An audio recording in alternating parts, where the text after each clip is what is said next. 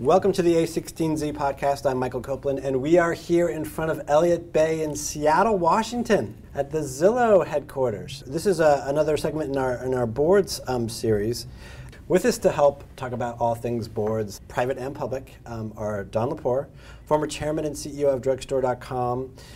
She sits on the boards today of AOL, Real Networks, and Coupons.com, has been on a lot of other boards, including eBay and Walmart. Also joining us is Amy Batinsky, CMO of the Zillow Group here in Seattle, and she is our host. She sits on two private boards, Hotels Tonight and Avo. And our final guest today is Michelle Wilson. She's a longtime SVP at Amazon and general counsel, and sits on the board of Zendesk down in the Bay Area. Welcome to you all.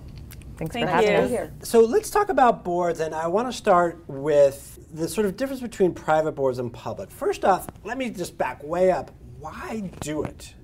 Why did you choose to join a board the first time out? Dawn, maybe let's start with you. So I spent 21 years at Charles Schwab, and I felt that since I was growing up inside the company, I needed to get some, just learn some things outside of the people that I interacted with every day. I wanted to learn about new industries. I wanted interactions with other people, especially CEOs. You just learn a tremendous amount. And that was part of my own kind of development. So I worked really hard. It took a long time. I networked for a long time. Got on my first public board in probably about 1997, 1998. And it's just been an incredible experience. And when I was considered for the Drugstore.com job, I really felt like I had learned so much from watching other CEOs, and I was able to apply that right away when I went into the drugstore job. So I think it's tremendous for development, for your career, for getting perspective, for learning by watching other CEOs. I just think it's a tremendous experience. Amy and Michelle, I want you guys to answer this too. I know, the obvious thing from the board side is like, look, I want Amy and Michelle on my board because I know what I can get from them. But again, when you're thinking about your first board seat, and Amy, let's start with you. Not to be too crass, but what's in it for you? It's a great question because a couple years ago I had mentors of mine starting to say you really should start looking at boards. And other than the resume builder, my first question was why, right? And if I'm going to take time outside of my demanding day job, what is in it for me? What I heard and what I've learned is that it's tremendous learning on how other companies are operated, and as Dawn said, how other CEOs not just run their companies but communicate to the board. I've been at Zillow almost 10 years now. My executive experience has been with the same team for the last 10 years and the same board, and just what I've learned in just the last year since joining these two boards has I think really made me a much better executive, a much better communicator, and has sort of opened me up to other styles of management, other styles of operating a company that I didn't have exposure to before then. And let me just probe a little bit on the question of when folks came to you and said, look, Amy, you really should consider joining a board. Where were you in your career, and why do you think they started applying pressure, if that's the right word? So I'm a chief marketing officer. All of my career has been in the marketing field, but I've been lucky enough to be able to be a part of Zillow as we've grown it from nothing to a 2,000 plus person company. So I've had some operational experience in that. It's a time in my career where I need more of that, right? Where I need to start thinking, what does my career look like the next decade? And do I take that outside of the marketing realm, and how would I do that? So for me, it's a pretty critical learning period to understand as an executive, how do I branch out beyond just sort of my area of expertise? Well, I agree with what Dawn and Amy said. It's just a huge development opportunity and learning opportunity. But the other thing for me is I really like building things and helping to build things. I find it super energizing, and being on a board is just a really highly leveraged way to use your time and help some younger companies and help contribute in ways and bring experiences that maybe the management team can't. One of the things that's interesting, that's a theme, if you grow up in a functional area, I was CIO of Schwab, I grew up in technology. I think it's a wonderful way to broaden yourself. I mean, it's hard to break out of your functional area and become a more general executive, and being on a board is a great way to do it. So that's one thing. And the second thing is that I do think it's a great way to give back. If you've had great mentors along the way, as you said, it's just wonderful to give back and help another company. does it have to be, let's talk about public versus private boards for a minute here. How do you view the differences between private and public boards, and is there any kind of reason to think that if this is my first board, I should be aiming for public because that's more public, or private is the way to go? Do you have opinions on that? So what I would say is they are different, and if you want to be on public boards, you need to get your first public board. Now that can be by going on a private board that goes public, but if you really want to be on public boards long term, at some point you need to be on a public board because they are different. You need that experience. In my experience, the private boards, they're smaller usually. They're many times you're helping the CEO scale or you're helping the company scale. Public boards, usually they've already scaled and they're really looking at maybe taking it to the next level. There's a little more governance on a public board than private board, although private boards are getting more focused on governance because it's a healthy way to run a company, just to be prepared for what happens when you go public. So they are, I have found the private boards a little more informal than the public boards. The public boards are a little more structured with process, although that varies too based on the board. So I don't think one is better than the other. I think they're both great experiences. And I don't know what you guys think. Yeah, the last couple of years I was actively looking for board opportunities and was telling people within my network that. And I had a number come to me, and some were public and some were private. Ultimately, I made my decisions based on connection with the CEO and the rest of the board.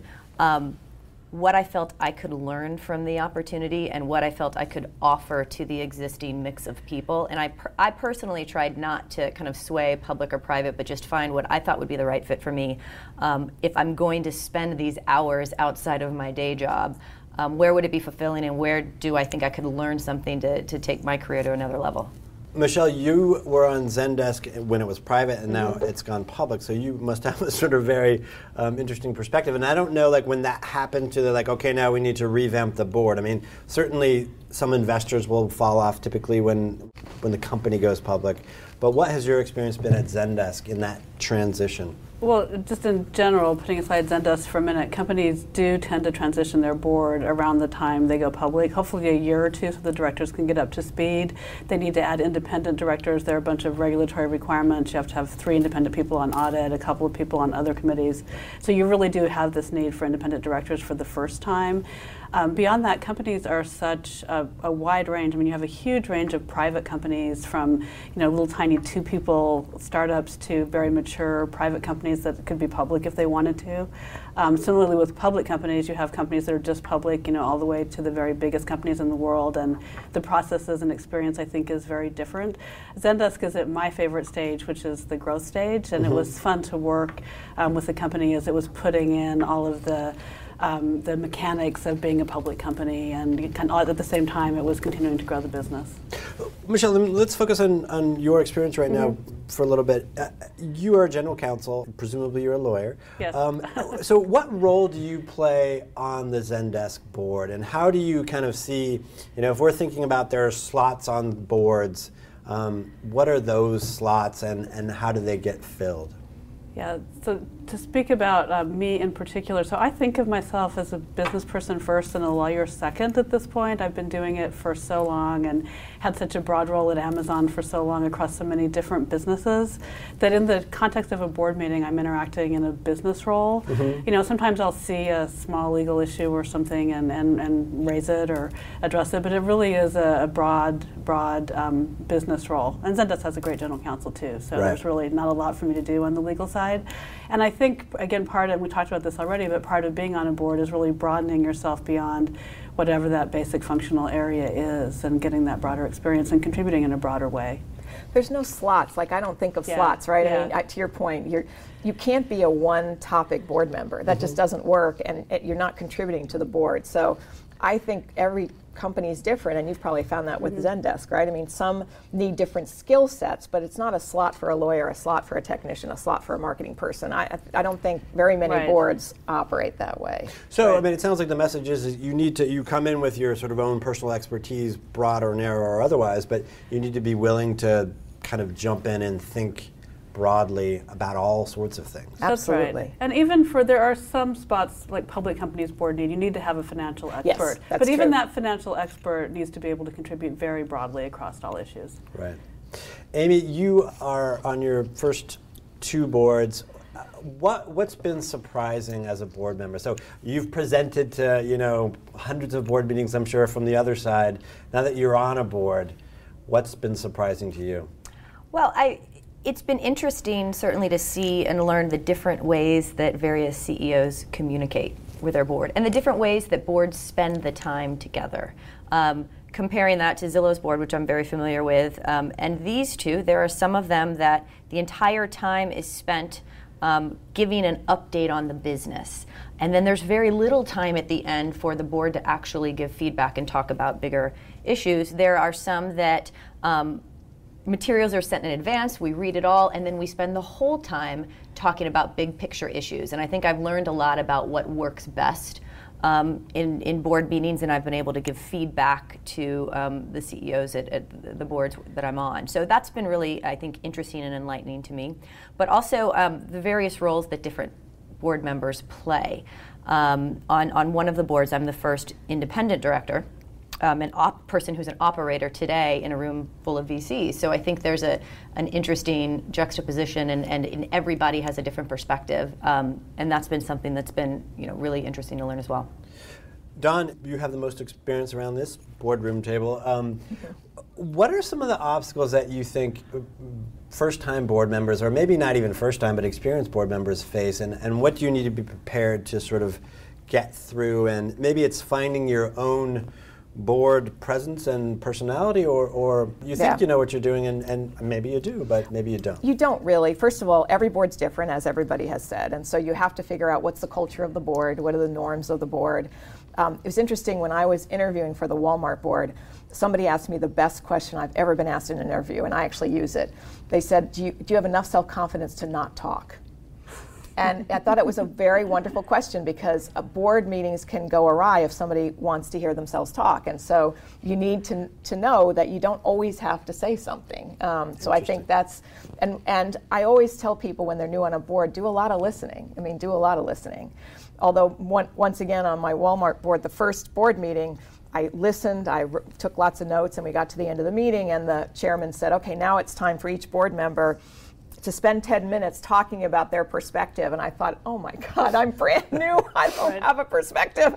Thankfully, I'd taken a lot of notes. But so you have to be prepared when somebody calls on you as well. But it's like starting a job. You have to treat it like starting a job. It's important. Is that one of the things, like take a lot of notes? I mean, is that, we were talking about the other day about minutes and how important those are. But I mean, are there certain things that really help you be a better board member? If you don't know the business, for me, I like to learn about the business, and it helps me stay focused and learn about the business. Everybody's different, and boards are different in terms of how much note-taking they want or don't want, and how the materials are presented. Every board is a little different, but so it depends on how you learn and how you engage, actually, I think. Mm-hmm. One thing that's been a learning process for me is, for both the boards I'm on, as a CMO, I could jump in and say, here's how you should run these areas of marketing. But as a board member, I'm going to be much more effective if I just ask questions and listen. And that was something when I joined both boards, I wasn't quite sure at the beginning what role I should play, and it's something I've learned, right? Ask the questions, connect them with people, empower them to figure out the right solutions for them, but don't jump in and tell them how to do it. Just because it's your job to be CMO for the Zillow Group, but it's not your job to be CMO for these other two companies. Right. Interesting. Michelle, what works for you? So I think you need to be super, super passionate about the company, the people, and its products. And I think you need to do your homework between meetings. Like if there's a product, you better be using it and understand it. If it's a product you can use, you'd better be using competitors' products. You'd better be reading everything about that company. You'd better be reading everything about competitors. If you have questions, you need to be talking to management about it. You can't really do it, I think, at the meetings. You have to participate in the meetings, obviously, but so much of it is just what you do between meetings, really making sure you understand what's going on and you're up to speed and can contribute. What's been a surprise for you in terms of like, wow, I didn't know that this is the way it worked being on a board? I have been in the boardroom my whole career, starting when I was a lawyer at Perkins Coie and various sizes of companies, and then the whole time I was at Amazon, every board and committee meeting. So to me, it was a really natural role. The hardest thing for me has been that even though I understand the board recruiting process, and I was in charge of a lot of it at Amazon, working really closely with the outside directors, it is a long process, and it's really in fits and starts, and a lot of times there's imperfect information flow back to the candidate.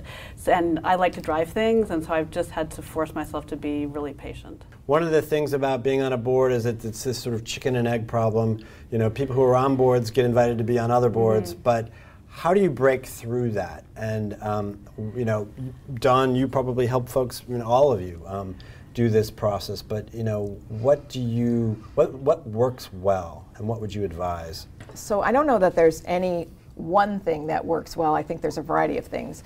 Network. Everybody says that. I networked for about 20 months before I got on my first board, and I was working with a colleague at Schwab who had been a CEO previously and then came into Schwab to run a big division. And she was the one. She got calls for boards all the time, and one came that sounded like it was a good fit for me, and she recommended me. And so that's the way it goes. You need to let a lot of people know you're looking, and they'll keep their ears open, hopefully. And you have to not nag them, but you have to kind of just remind them periodically that you're looking. Many times they'll say, "What are you looking for?" In my case, I didn't have any specific thing I was looking for. It was more a general place where I could leverage my technology expertise at that point. So I do think networking works very well. For private boards, obviously the relationships with the venture capitalists work well, relationships with the CEOs. I also think you can be an advisor, you can be an angel investor, you can get to know the team and show your value over time, and that can lead to a board seat. So I think that's another way. The other thing I think is helpful, in addition to just all the general networking, letting everybody understand, helping them understand that you're interested in a board, is if you have an idea of what you want to do and you can really try to learn more about getting onto those companies. What I did when I started is I picked 5 companies that I thought were just super interesting, where I thought I could really add value but also really learn, and I decided I wanted to try to get an introduction to each of those firms, and I did. Which was great, but I ended up not getting any of those board seats. As part of that process, I got on the Zendesk board. Can I ask something? When you say you wanted to pick companies where you could add value, how sort of honest do you need to be with yourself about that? I mean, I sort of think, I could go on the board of GE and I would add value. You have to be really honest. Super honest. And you really do. I mean, for one thing, I hear people say, well, I'm on lots of nonprofit boards, so therefore I can do a public or a private, corporate board.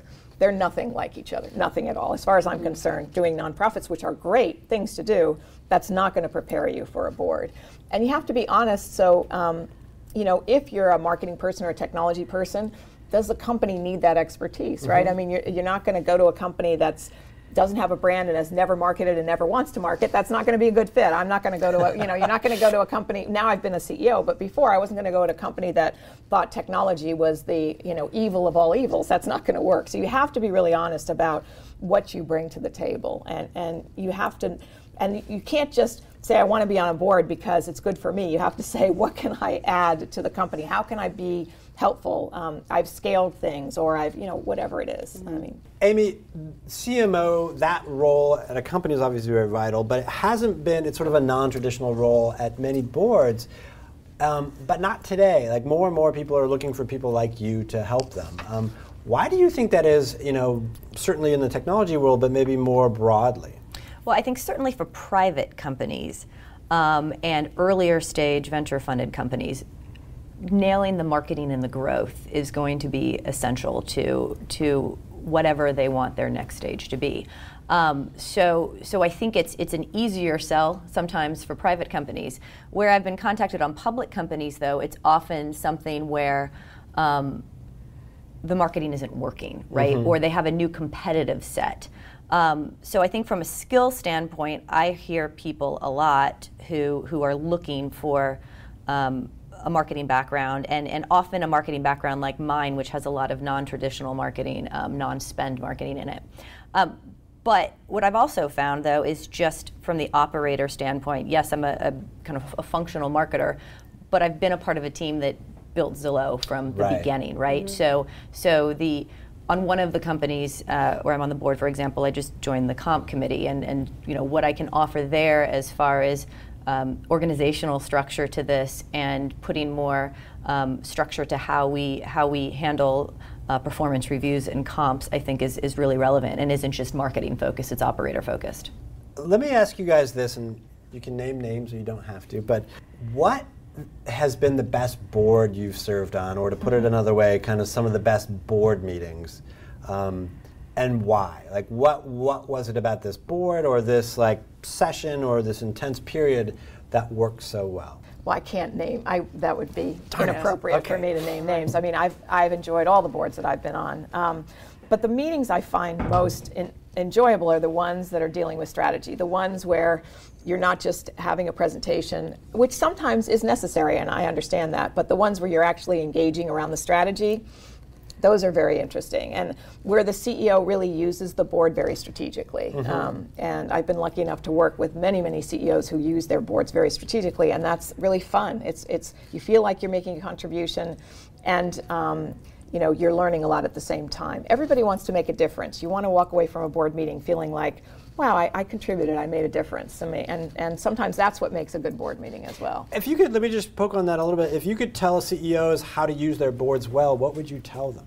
Well, I do think that, first of all, I would say be transparent, transparent, transparent. And I learned a lot from all the boards I was on, but one of the earliest boards I was on was eBay, and I was on there for 13 years, and so I watched both Meg and John, and they were both incredibly transparent with their board. They didn't hide anything, and they didn't bring just finished things. They would bring things, I'm thinking about this, what do you guys think? Or I'm, kind of mulling about the competitive set, what do you think about it? And first of all, I think that really engages your board members, but being transparent is really important because people can't help you if they don't know what the issues are, right? And you don't want to just package things for a board, and not very few people do that now, but that's something that I really took to heart when I started running Drugstore. I was completely transparent with my board. They saw the good, the bad, and the ugly all the time.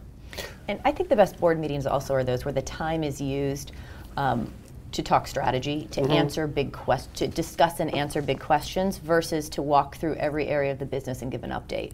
So it's not 300-slide PowerPoint presentation? I mean, it can be. I don't think sometimes that's the best use of time. Right. I would rather be sent that ahead of time, have time to absorb that and not go through every single slide. Rather have the CEO say, here's 5 questions that are top of mind for me.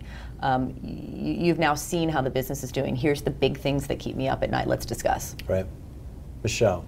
I think I agree with both Don and Amy. I think that the best board meetings are the ones where the directors really get to contribute, and that means you've done, I think of it as compliance work, but your business updates, efficiently with written updates in advance and quicker discussions. And then if the CEO can bring a hard problem that the board can really contribute on, especially if you know about the problem in advance and can think about it. I think that's really valuable. So that's your advice for CEOs too, to best use their boards? I think so. You have to fulfill the kind of updating requirements, but you really ought to save time to get input on strategy and hard problems. Right. Presumably you put smart people on your board, so you should use that expertise. I also think exposure to the team is good, and it's different in a small company or a big company, but seeing the CEO's direct reports, seeing them in action, getting to know them, building relationships with them, I think that's also very positive.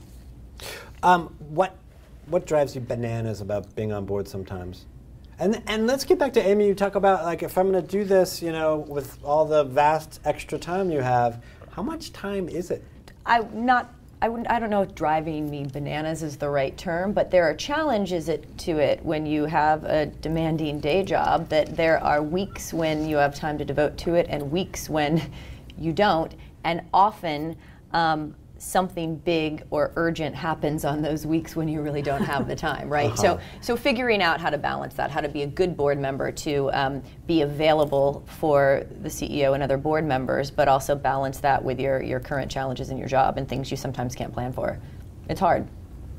I think the answer on your time commitment question, I think it's an important question because it really varies, especially for public company boards.